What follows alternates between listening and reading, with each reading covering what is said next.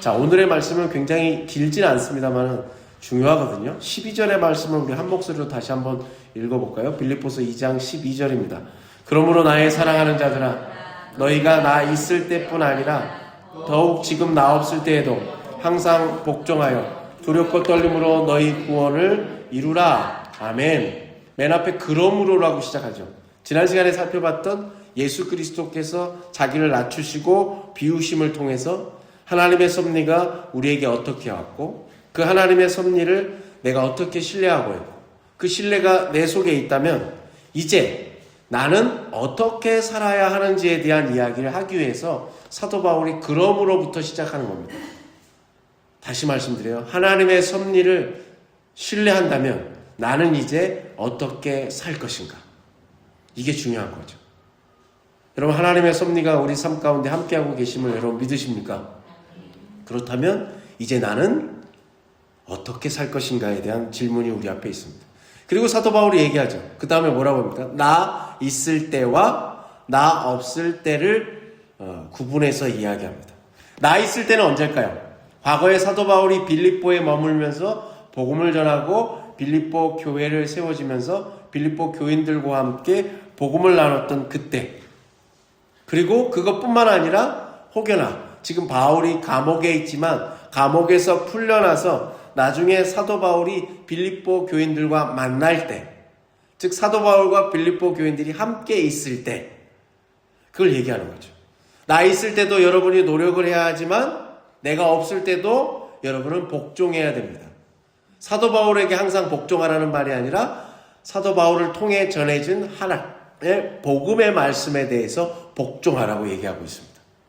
사도 바울은 내가 있든지 없든지 간에 여러분은 한결같은 사람이 되었으면 좋겠습니다 라고 얘기하는 거예요. 우리는 늘 내 중심적이잖아요. 그러나 사도 바울의 편지를 하나하나 읽을 때마다 우리와 뭔가 좀 다른 점이 있죠. 늘 누구 중심이에요? 하나님 중심, 복음 중심, 말씀의 중심이죠. 사도 바울의 편지를 읽을 때 여러분 그런 마음이 여러분 느껴지시길 바랍니다.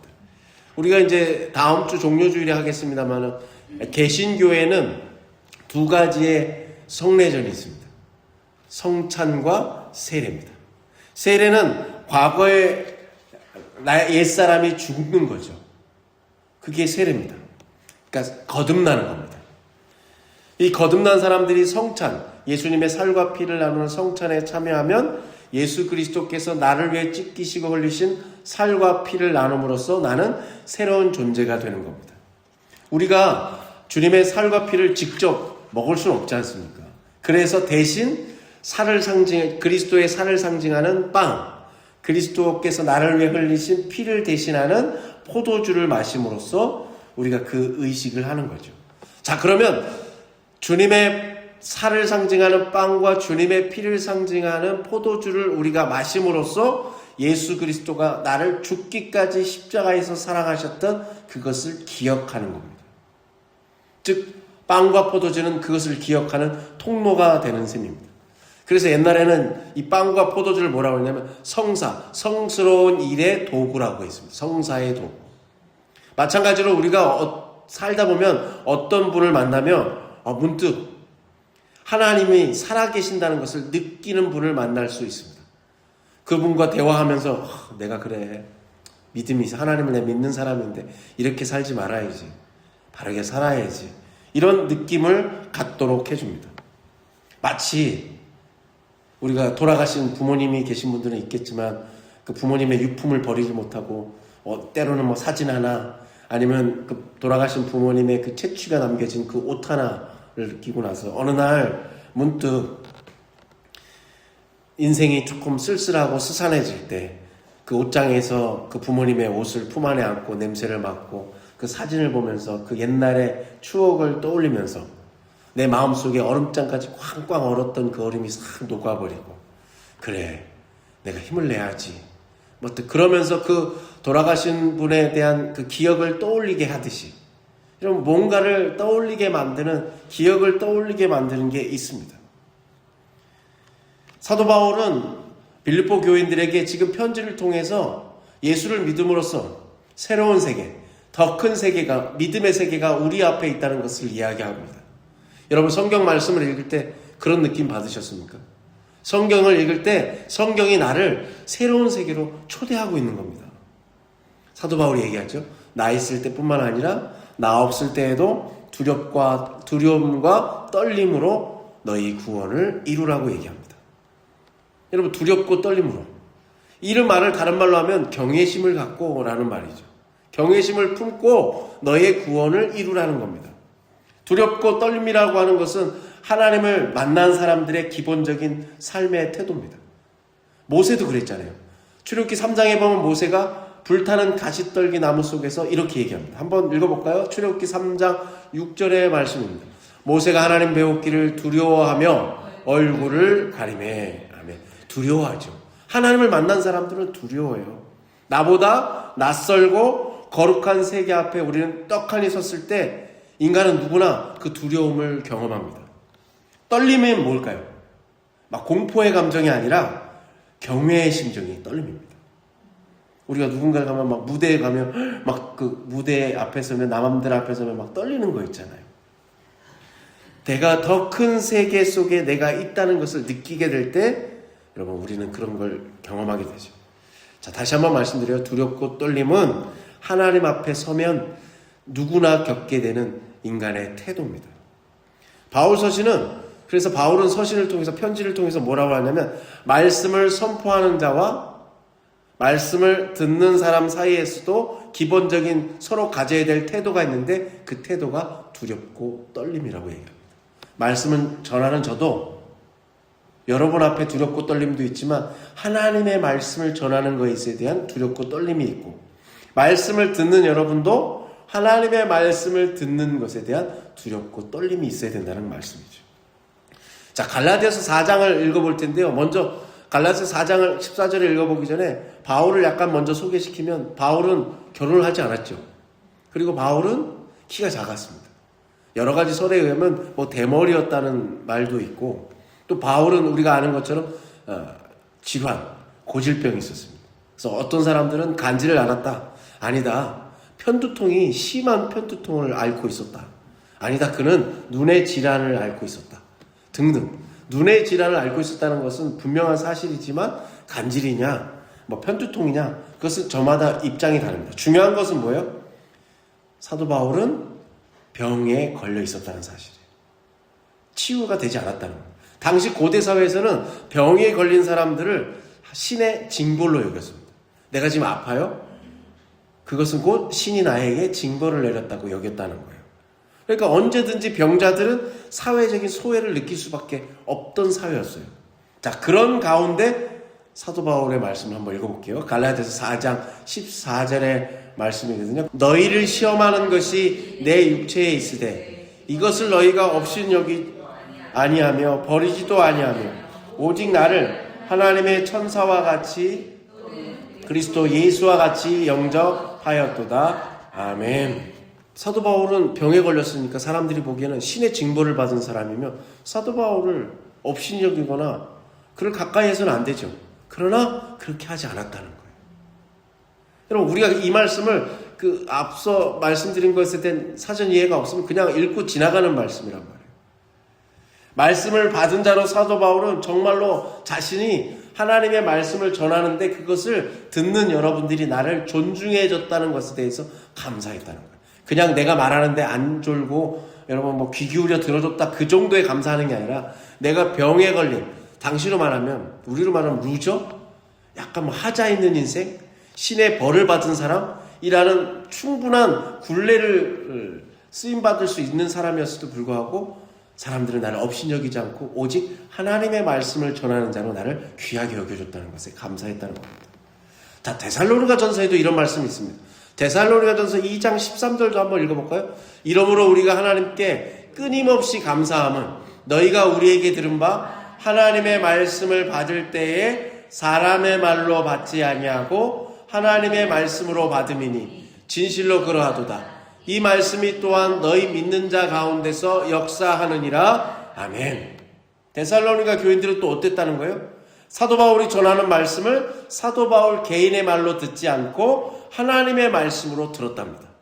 중요한 것은 말하는 사람의 행위도 중요하지만 말씀을 들으려고 하는 사람의 태도가 더 중요할 수 있다는 거예요.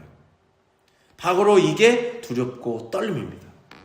하나님의 말씀 앞에서 전하는 자나 듣는 자나 늘 두렵고 떨리는 마음으로 그 마음을 품고 있는 사람의 기본적인 태도는 바로 항상 복종하여야 합니다.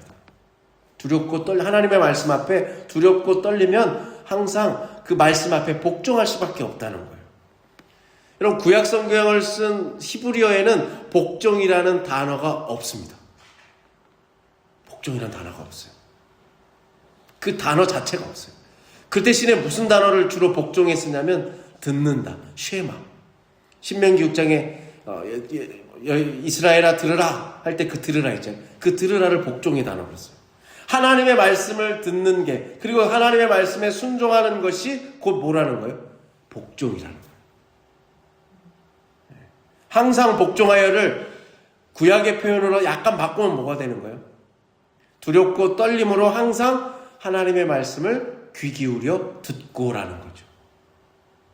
두렵고 떨리는 사람은 하나님의 말씀을 그냥 스쳐 지나가듯이 듣지 않고, 지나가는 소리가 내 공기의 진동을 통해서 내 귓가에 여러분 음성 신호로 바뀌는 것으로 듣지 않고 귀를 기울여 경청한다는 겁니다. 그래서 너희의 구원을 이루라는 거예요. 너희의 구원을 이루라. 여러분, 그럼 구원은 마치 내가 열심히 하면 나에게 주어지는 건가? 내가 좀 더 경쟁하고 쟁취해서 얻는 건가? 우리가 이렇게 생각할 수도 있습니다. 우리는 죽어서 마땅히 다 천국을 간다고 생각합니다. 아니, 그런 소망을 품고 사는 것은 맞습니다. 그런데 너희의 구원을 이루라고 했습니다. 내가 무언가를 행해서 구원을 얻을 수 있다는 말은 아닙니다. 여러분, 이 구원이라는 것이 어떻게 보면 참 쉽기도 하지만 어렵습니다. 분명한 것은 우리가 구원을 시험 봐서 얻을 수는 없습니다. 점수를 따서 얻을 수는 없습니다.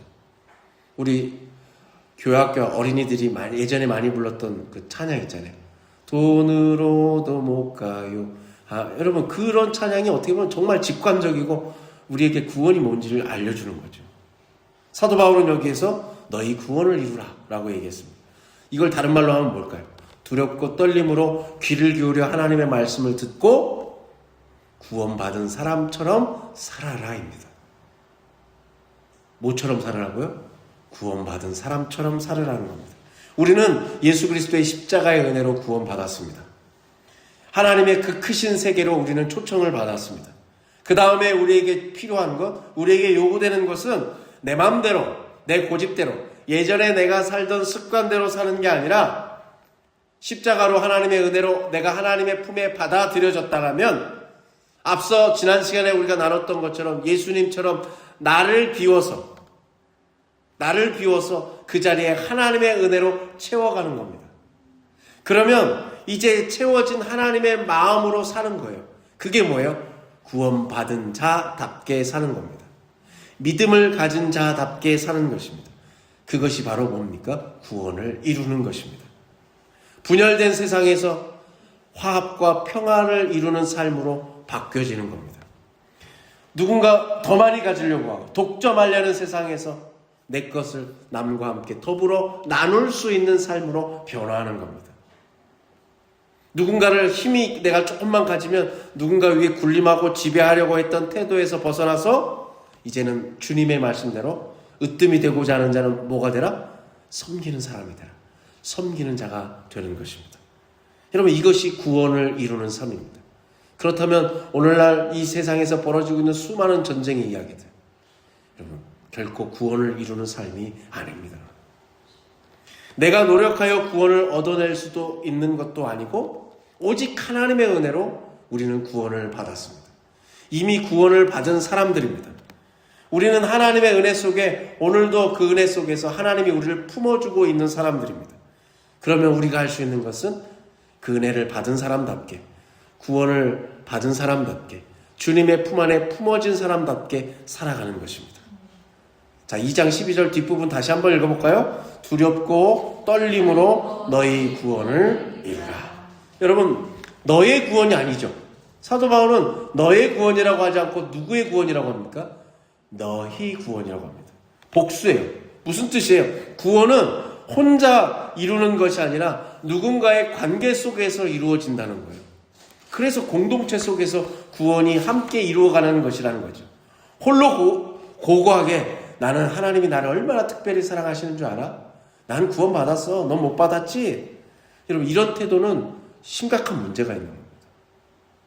물론 하나님이 사랑하시죠.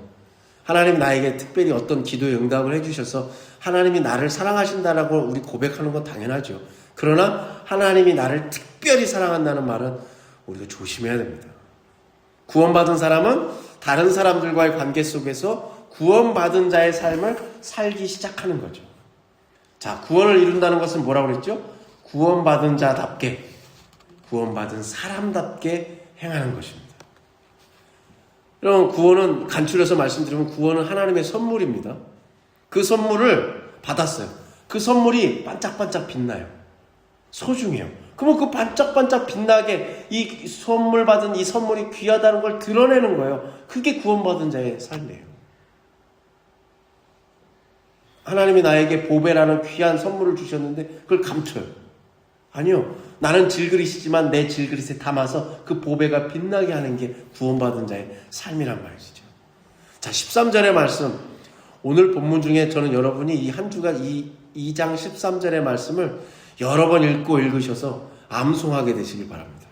자, 2장 13절 우리 한번 천천히 읽어볼까요? 너희 안에서 행하시는 이는 하나님이시니 자기의 기쁘신 뜻을 위하여 너희에게 소원을 두고 행하게 하시나니. 아멘. 이 말씀 여러분 꼭 기억하시길 바랍니다. 너희 안에 행하시는 이는 누구시다? 하나님이시니. 성 어거스틴이 이렇게 얘기했습니다. 하나님이 내게 하는 일은 하나님 앞에 이제 기도하는 거예요. 하나님, 성 어거스틴이 내가 하는 일은 대부분 악한 일입니다. 더러 선한 일을 한다 할지라도 그것은 주께서 제 안에서 행하신 일입니다. 라고 얘기합니다. 인간의 자기 비하가 아니고요. 인간이 끊임없이 연약하고 죄에 끌리는 경험을 한 사람만이 할 수 있는 믿음의 고백입니다. 여러분, 저도 죄에 끌리는 속성이 있습니다. 더러 선한 일도 합니다. 그때는 제가 하는 게 아니라 하나님이 제 속에서 그런 마음을 주셨기 때문입니다. 여러분, 13절의 말씀에도 너희 안에서라는 말씀이 있죠. 나 개인의 마음 속에서가 아니라 그것뿐만 아니라 우리들과의 관계 속에서 역사하시는 분이 하나님이라는 겁니다. 너와 나 사이에 하나님이 계시다는 거예요. 근데 이게 뭐가 다르냐? 그전에는 너와 나가 경쟁하는 사이였어요. 너 죽고 나 사는 사이였단 말이에요. 그런데 하나님이 그 가운데 계시다는 것을 우리가 구원받고 나서는 하나님의 존재를 인정하고 나서는 경쟁하는 사이가 아니라 서로의 아름다움을 보기 시작하는, 우정을 나누는, 사랑을 나누는 시대가 됐다는 거예요. 그게 구원받은 자의 삶의 태도가 달라진 거죠. 그래서 합력하여 선을 이루게 하시는 하나님의 뜻에 따라서 서로 협력하게 되는 거예요. 나누게 되는 거예요. 섬기게 되는 거예요. 다르죠. 근데 그 일을 누가 하신다는 거예요? 하나님이 하신다는 거예요. 우리 권사님하고 저하고 있으면 권사님과 저 사이에 있는 하나님께서 권사님을 통해서 그런 합력하여 선을 이루게 하신다는 거예요. 그 성령님께서 저를 통해서 권사님을 섬기게 하신다는 거예요. 여러분, 얼마나 아름다운 이야기입니까? 여러분, 몇 주 전에도 제가 빌립보서의 말씀을 처음 나눌 때 드렸던 것 같은데 하나님께서 우리 마음속에 하나님을 그리워하는 마음을 여러분 심어주셨다고 했습니다. 그 하나님에 대한 그리움을 심어주시지 않았다면 우리는 하나님의 이름을 부를 수조차 없었습니다. 즉 우리에게 선금으로 먼저 주신 거예요. 뭘요? 하나님의 넉넉한 사랑을 우리에게 먼저 아무런 대가 없이 주셨어요. 그래서 먼저 아무런 대가 없이 받은 그 하나님의 사랑이 우리 마음속에 넉넉하게 있는 덕분에 우리가 사람답게 살 수 있는 겁니다. 바로 이 이야기를 사도 바울이 지금 풀어서 빌립보 교인들에게 설명하고 있는 거예요. 우리 안에서 행하시는 하나님이 어떻게 역사하세요? 자기의 기쁘신 뜻을 위하여 너희에게 소원을 두고 행하신답니다. 우리의 마음속에 하나님의 뜻대로 살고자 하는 그 소원이 내 속에 이루어지게 된다는 거예요. 내가 좋은 일을 했다면 여러분 내 공로가 아니죠. 그 좋은 일을 하게 만드신 하나님의 은혜 덕분이죠. 넉넉하게 먼저 나에게 베풀어 주신 하나님의 사랑 덕분이죠. 근데 우리는 어때요? 내가 조금만 잘하면 다 내가 잘해서 그런 거고, 안 되면 누구예요? 누구 탓이에요? 남 탓이고 상황 탓이고 심지어 조상도 탓하잖아요. 여러분, 우리가 내가 좋은 사람이 아니라, 좋은 사람이어서 우리가 선한 일을 하는 게 아니라, 우리가 좋은 교인들이어서 여러분 좋은 일을 하는 게 아니라 하나님의 은혜 덕분에, 하나님의 넉넉한 사랑 덕분에 우리가 좋은 일을 하는 통로가 되는 줄로 믿습니다. 여러분, 이때 우리에게 벌어지는 일이 뭘까요? 이전에는 우리가 이런 하나님의 놀라운 은혜와 구원에 대한 이해가 없을 때는, 고백이 없을 때는 율법, 즉 하나님의 말씀을 지키지 않으면 처벌을 받아요. 벌을 받을까 봐 그 처벌의 두려움 때문에 했단 말이죠. 예전에 주일날 교회 빠지면 어떻게 된다고 그랬어요? 아주 쉬웠잖아요. 주일날 교회 빠지면 천국 못 간다고 그랬어요. 바꿔 얘기하면 주일날 교회 안 나오면 지옥 간다고 그랬단 말이에요. 그 처벌에 대한 두려움. 그리고 또 하나가 뭐냐면, 내가 열심히 하나님의 일을 감당하다 보면 하나님이 나의 헌신에 대해서 보상을 더 좋은 거, 내가 하나님 앞에 10,000원을 헌금 드리면 하나님은 몇 배로 갚아주셔요. 투자율이 엄청나죠. 그래서 그 보상에 대한 기대 때문에 우리가 이전에는 하나님께 열심을 했단 말이에요. 그런데 이 구원과 은혜에 대한 이해가 달라지면 어떻게 돼요? 그랑 상관없이 하는 거예요. 여러분, 우리가 누군가를 사랑한다고 했대. 제가 제 아내를 사랑하는데 계산하고, 내가 이번에 10,000원짜리를 사주면 다음번에 우리 와이프가 나를 15,000원짜리를 사주겠지. 이러면 이건 제가 우리 와이프를 사랑하는 게 아닙니다. 여러분, 여러분의 손주들한테 사랑하기 때문에 여러분이 뭔가를 막 사주시기도 하고 뭐 하잖아요. 그런데 여러분, 오늘부터 가셔갖고 손주들한테 뭐 사줄 때마다 하나씩 장부에 적어보세요. 그리고 나중에 몇 살 컸을 때 딱 장부를 드리면서, 내가 이때 얼만큼 사줬는지 알아? 너 나한테 잘해야 돼? 나중에 몇 배로 갚아야 돼? 그러면 아니죠. 사랑하는 게 아니죠. 하나님의 사랑도 우리에게 그렇게 다가옵니다. 근데 우리가 그 사랑을 알게 되면, 느끼게 되면, 체험하게 되면 하나님의 뜻대로 사는 것이 두렵기 때문에, 하나님의 뜻을 거역하면 내가 처벌받을까 두렵기 때문에, 아니 하나님의 뜻대로 내가 열심히 살다 보면 내가 하는 것보다 몇 배의 보상을 받을까 하는 그 기대심 때문에 하나님의 뜻대로 사는 게 아니라, 하나님의 뜻대로 사는 그 자체가 나에게 좋아서, 감사해서, 감동이어서 내가 그렇게 사는 거죠. 빌립보 교인들을 향해서 사도 바울이 지금 그것을 간절하게 얘기하는 겁니다. 여러분, 이게 좋은 믿음입니다. 저와 여러분이 이런 좋은 믿음의 소유자들이 되시길 간절히 축복합니다. 욥기서 1장을 보면 욥이 사탄에게 시험을 받죠. 그때 사탄이 하나님에게 넌지시 얘기하는 게 나옵니다. 욥기 1장 9절의 말씀 한번 읽어볼까요? 욥기 1장 9절의 말씀입니다. 사탄이 여호와께 대답하여 이르되, 욥이 어찌 까닭없이 하나님을 경외하리이까? 아멘. 어느 날 이 말씀을 읽다가 다른 말씀이 들어오는 게 아니라 어찌 까닭없이라는 말씀이 들어오는 거예요. 까닭없이. 욥이 까닭없이 하나님을 잘 섬겼겠습니까? 사탄이 지금 그렇게 얘기하는 거죠. 하는 일마다 잘 되니까 하나님 경외하겠죠. 자식들 잘 되니까 하나님 잘 믿겠죠. 재산이 날마다 불어나니까 하나님 잘 믿겠죠. 그러면 이 하나님을 잘 믿는 조건을 뺐으면 욥은 당장이라도 하나님을 저주할 것입니다. 사탄이 그렇게 얘기하는 거잖아요. 한번 시험해 보시죠. 까닭없이. 여러분, 이 질문을 나 스스로에게 한번 해보십시오. 하나님이 내게 헌신에 대한 적절한 보상을 주지 않아도, 내가 기도하는 바를 다 이루어 주시지 않아도 나는 여전히 하나님을 사랑할 수 있겠습니까? 우리의 믿음이 바로 이 자리에 서 있기를 간절히 소망합니다. 여러분, 진정한 믿음은 무엇입니까? 내가 바라는 것이 하나도 주어지지 않더라도 나는 하나님의 뜻대로 살겠습니다. 이게 진정한 믿음이죠. 여러분, 다니엘과 세 친구의 이야기가 있습니다. 어느 날 다니엘과 세 친구들 앞에 금신상 앞에 가서 절하라는 왕의 명령이 떨어졌어요. 그 신상 앞에 절하지 않으면 벌을 받아요. 그때 다니엘과 세 친구가 뭐라고 합니까? 다니엘서 3장 12절의 말씀 한번 읽어볼까요? 3장 12절입니다.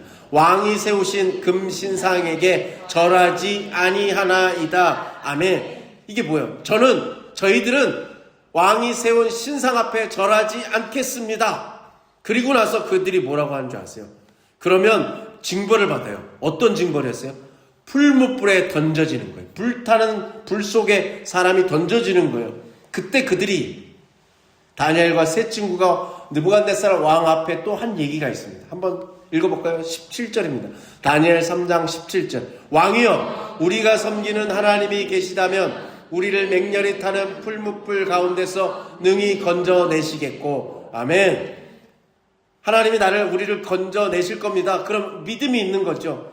여기서도 대단한 믿음이고 참 귀한 믿음인데 말씀은 여기서 끝나지 않아요. 18절에 그 유명한 구절이 나옵니다. 다니엘 3장 18절 읽어볼까요? 그렇게 하지 아니하실지라도 왕이 세우신 금신상에게 절하지도 아니할 줄을 아옵소서. 아멘. 그리 아니하실지라도 우리가 왕의 신상에 절하지 않아서 그 벌로 풀무불에 던져 불타버릴지라도 하나님이 우리를 건져내 주시지 않을지라도 우리는 우상 앞에 절하지 않겠습니다. 여러분, 이게 진실한 믿음이죠. 여러분, 오늘 다시 빌립보 2장 13절로 돌아와서 이 말씀 여러분 꼭 기억하시기 바랍니다. 다시 한번 이 마음을 품고 한 번 더 읽어볼까요? 빌립보 2장 13절입니다. 너희 안에서 행하시는 이는 하나님이시니 자기의 기쁘신 뜻을 위하여 너희에게 소원을 두고 행하게 하시나니. 아멘. 한 주간 여러분 23절의 말씀을 읽고 또 읽고 읽으시기를 간절히 축복합니다.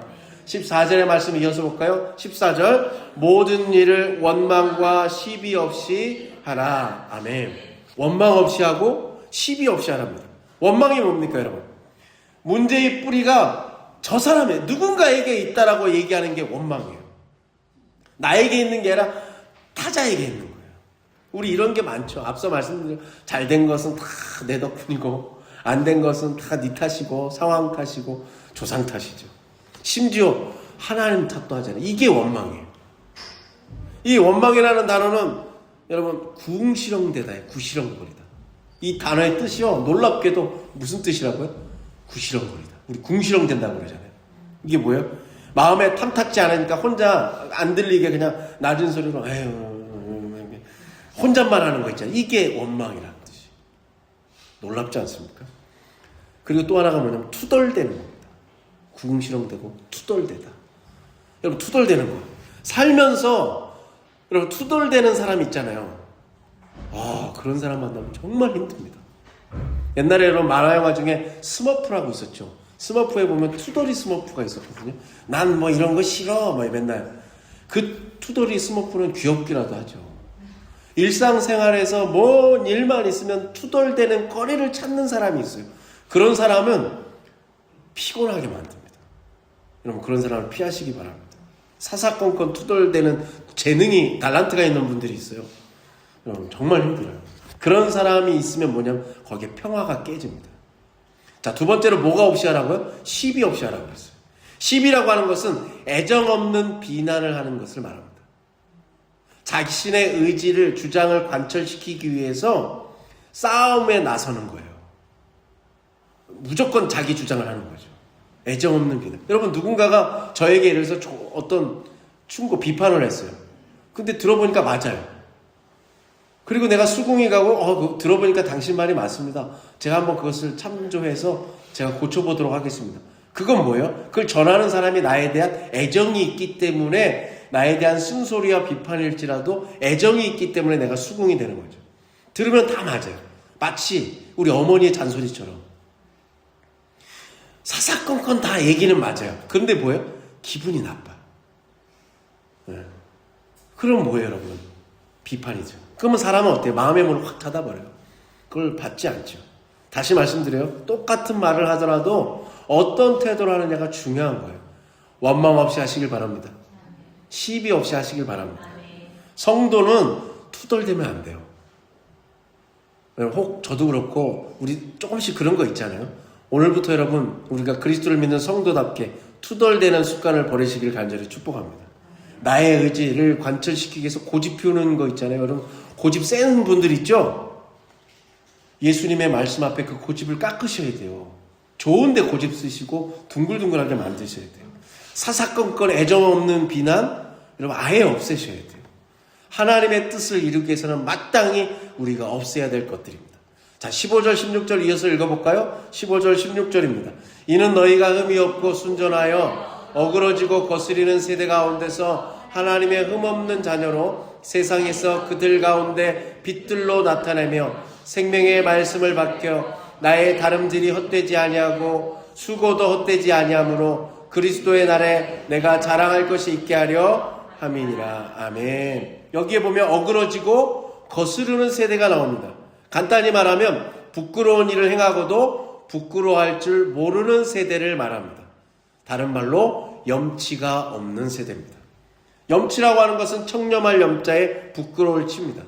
인간이 인간다울 수 있는 것은 청렴함과 부끄러움을 갖고 있을 때가 염치라는 거예요. 염치 없는 세대가 문제입니다. 죄를 짓고도 죄의식이 없어요. 부끄러워하지 않아요. 이것이 수치스러운 삶이죠. 여러분, 사람들이 이런 세상을, 염치 없는 세상을 살아가는 것, 아니 세상이 이렇게 염치 없는 세상이 될 까닭은 뭡니까? 사람들이 죄를 짓고도 죄를 의식하지 않기 때문입니다. 죄의식이 흐릿해졌기 때문이에요.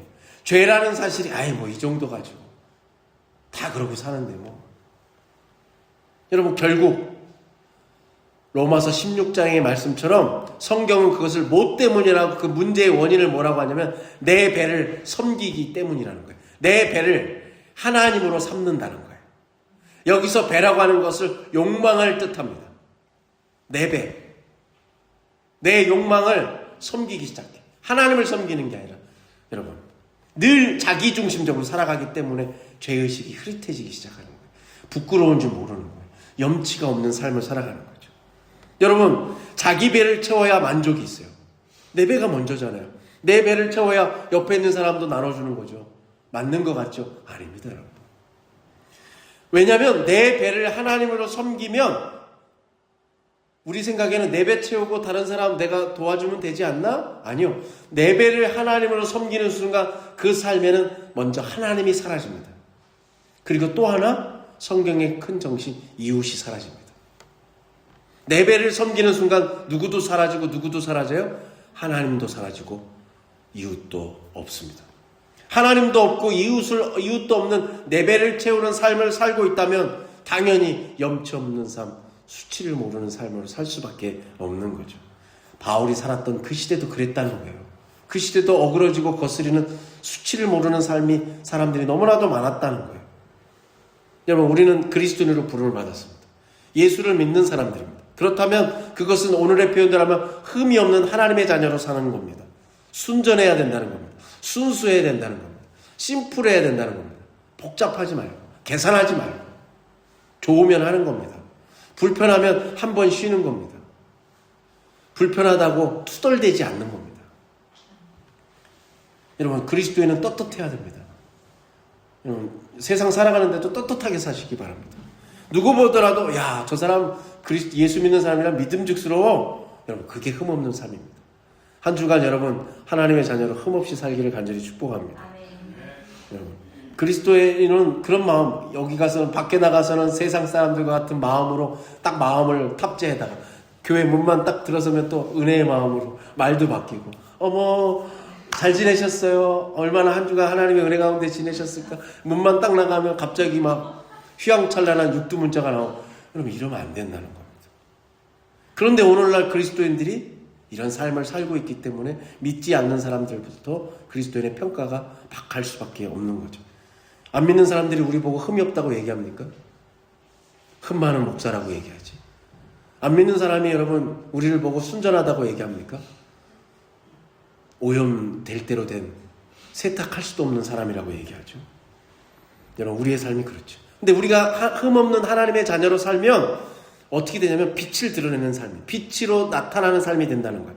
나타난다는 것은 증명한다는 뜻이에요.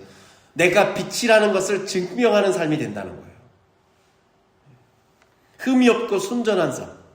흠이 없고 순전하기 위해서는 앞서 말씀드린 원망하는 일이 없고 시비를 하는 일이 없어야 되는 거예요. 이게 순차적으로 얘기하는 거예요. 다 연결된 말씀이에요. 자, 생명의 말씀을 밝히는 사람은 어떻게 해야 된다고요? 원망이 없어야 돼요. 한 주간 여러분, 원망할 일이 왜 안 생겨요? 우리가 성인 군자는 아니잖아요. 그러나 하나님의 말씀을 붙들고 성령님의 도우심을 따라서 그렇게 한번 살아보는 거예요. 업그레이드 해보는 거예요. 그래서 그것이 습관이 되고 삶의 여러분 패턴이 되고 스타일이 되면 우리의 삶이 바뀌는 거죠. 변화되는 거죠. 여러분 한 주간 사람을 원망하지 않고 사시기 바랍니다.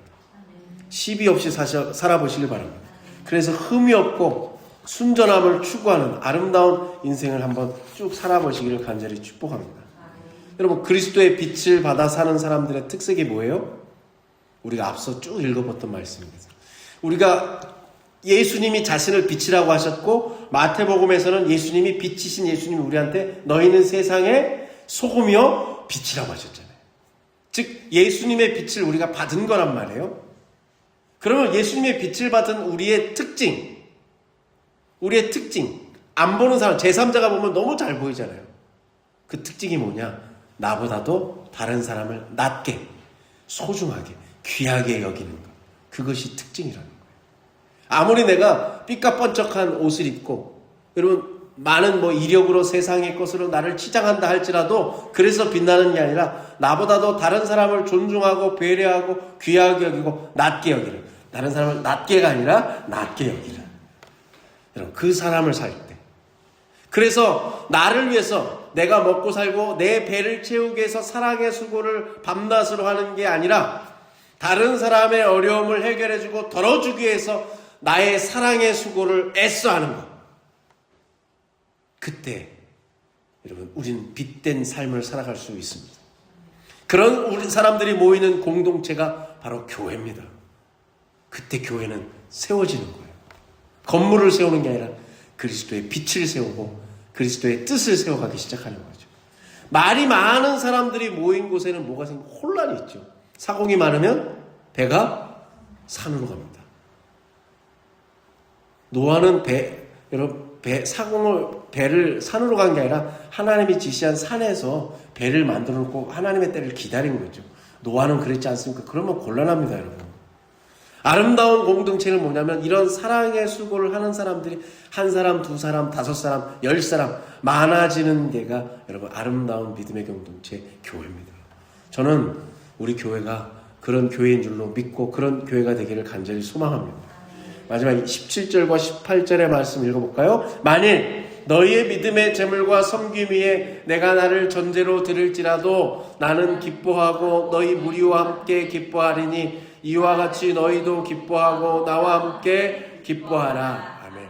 사도 바울은 이 편지를 보내고 받는 빌립보 교인들에게 여러분들이 바로 이런 삶을 살아야 한다고 얘기합니다. 너희 믿음의 재물과 섬김. 여러분이 그렇게 할 수만 있다면 여러분의 삶이 믿음의 재물과 섬김이 된다면 나는 그 위에 뿌려지는 제사. 마치 우리가 샐러드를 먹으면 그 위에 드레싱을 소스를 붓잖아요. 아니 옛날에 하나님 앞에 드려진 제사 위에 제물 위에 포도주를 부었단 말이에요. 그 포도주처럼 내 피가 그렇게 부어진다 할지라도 나는 기쁘다는 거예요. 여러분이 순전한 믿음의 삶을 산다고만 한다면 내가 피를 흘린다 할지라도 나는 기뻐할 수 있다는 거예요. 그리고 뭐예요? 나는 기뻐할 수 있고 너희도 나와 함께 기뻐하고 나와 함께 기뻐하리라 이렇게 얘기합니다. 사도 바울은 철저하게 자기중심적인 인생이 아니라 누구를 위한 인생이에요? 다른 사람을 위한 인생이죠. 마치 자기 자신을 제물로 바친 대제사장 예수 그리스도와 같은 그 길을 사도 바울은 어느새 닮아가고 한 걸음 가고 있는 겁니다. 우리는 가끔 어려움이 우리 앞에 고난이 닥치면 어때요? 내 팔자는 왜 이러는 거야? 내 운명은 왜 이렇게 잘 나가나 싶으면 꼭 이런 일이 생기는 거야. 그게 아니라 몇 주 전에 말씀드렸던 호세아서의 말씀을 나눴던 말씀처럼 우리에게 벌어지는 모든 일을 뭘로 바꿔라? 하나님의 사건으로 받아들여라. 바꿔라. 사도 바울은 그렇게 살았다는 거예요. 여러분 어떨 때 기쁘십니까? 내가 원하는 바가 이루어졌을 때 우리는 기쁩니다. 성경은 그게 기쁜 게 아니라 그거는 그냥 행복하던 거고, 성경이 얘기하는 기쁨은 어느 날 예기치 않게 나에게 찾아오는 사건이에요. 시간이에요. 마치 번개가 치는 것처럼. 우울하게 어느 날 지내는데 갑자기 내 속에 그리스도의 음성이 들려요. 예수님이 너 너무 요즘 힘들지? 잊지 마. 내가 너와 함께하고 있어. 그리고 나는 너 때문에 기뻐. 그 음성 하나 때문에 우울했던 슬픔 가운데 살았던 내 인생이 그럼 다시 기쁨의 삶으로 바뀐, 그게 기쁨이라는 거예요. 사도 바울은 그 기쁨을 날마다 체험하고 살아요. 그러니까 여러분 감옥에 갇혔는데 신라가 뭐래요? 찬송을 불러요. 찬송을 불러요. 그런 인생으로 빌립보 교인들을 초대하는 거예요. 하나님의 말씀을 늘 우리에게 더 큰 세계, 새로운 세계로 초대한다고 말씀드렸잖아요. 여러분에게 오늘 빌립보 2장의 본문이 여러분에게 그 기쁨의 삶으로 초대하고 있는 거예요. 여러분 그 기쁨에 응답하시길 바랍니다.